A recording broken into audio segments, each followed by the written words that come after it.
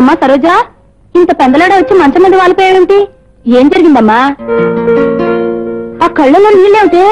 ఆ అబ్బాయికి నీకు ఏమైనా గొడవ వచ్చిందేమిటి? అతని విషయం నా దగ్గర ఎత్తుకుంది. అయ్యో రామా, నీ మాటను బట్టి అర్థమవుతోంది అతనితో ఏదో గొడవ వచ్చిందని.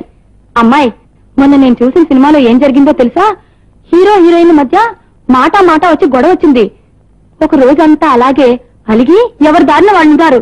ఇంకో రోజు ఉండలేక అటు నుంచి హీరో ఇటు నుంచి హీరోయిన్ చేతులు చాపుకొని ఒకరినొకరు పిలుచుకుంటూ పరిగెత్తులు వచ్చి కౌలింగ్ చేసుకున్నారు. అంటే ఇప్పుడు నన్ను చేతులు చాపుకొని అలా రోడ్డు మీద పరిగెత్తమంటావా? అయ్యో రామా, అది సినిమా గనక సరిపోయింది. నిజంగా నువ్వు పరిగెడితే పిచ్చిదాను అనుకుని పోలీసులు పట్టుకుంటారు. ఇంతకీ నువ్వు అనేదేంటి?